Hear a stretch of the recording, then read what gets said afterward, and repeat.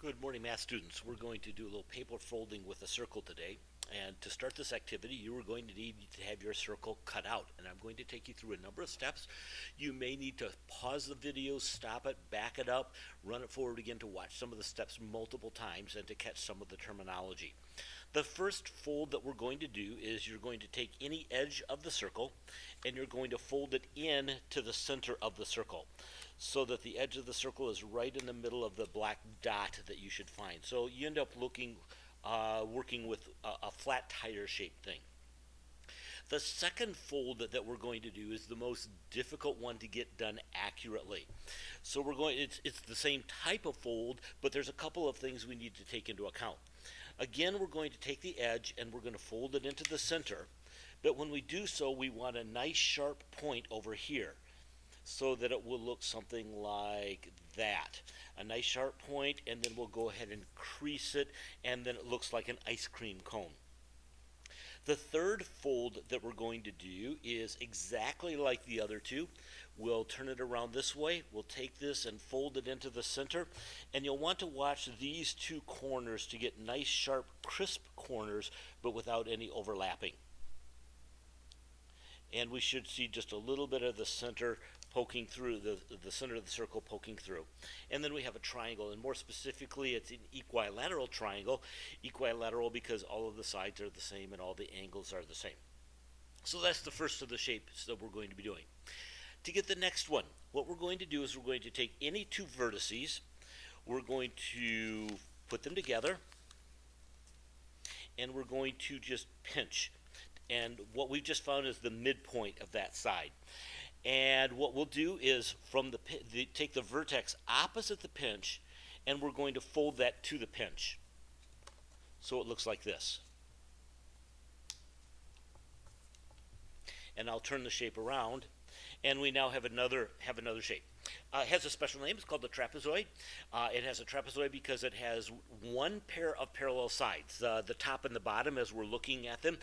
These two sides are called the bases, and these other two sides are called the legs of the trapezoid. And it's called an isosceles trapezoid because these two legs have the same length.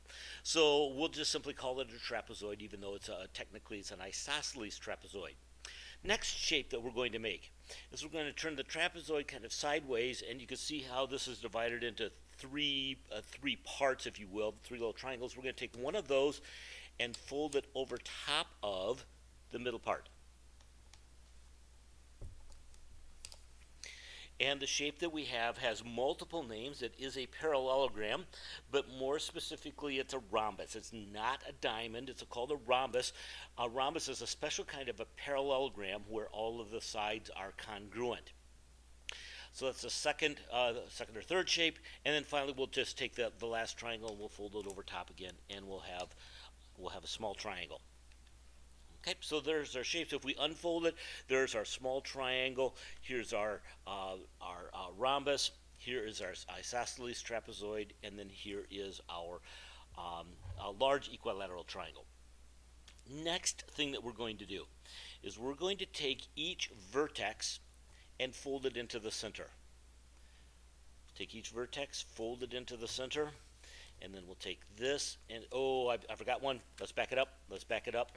If we take this and we fold this together, like this, we end up with a 3D type of a shape.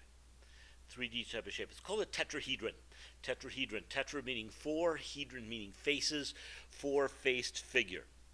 We'll take the tetrahedron, we'll open it up, and then again, we'll take the vertices and we'll fold it into the center. We'll fold the second one into the center, and we'll fold the third one into the center. And the shape that we have here is an equilateral hexagon, or a regular hexagon would be a better name. Regular because all of the sides are the same and all of the angles are the same. And if we take that regular hexagon, we just kind of release it a little bit, the folds will kind of unfold, and if we take it and gently squeeze it together, we end up with another 3D type of shape. And this shape is called a truncated tetrahedron. Remember, we had the tetrahedron just a little bit ago. There was our tetrahedron. And if we put it like this, it's called a truncated. Truncated mathematically means to cut off. So it looks like it's got the tetrahedron that's got the top chopped off of it. So that's the paper folding that we're going to do. And then we're going to use some of these shapes. Not all of them. We're going to use some of them in order to do a little bit of mathematics. So I'm going to stop the video and then I'll start it again when we get to our to the next part.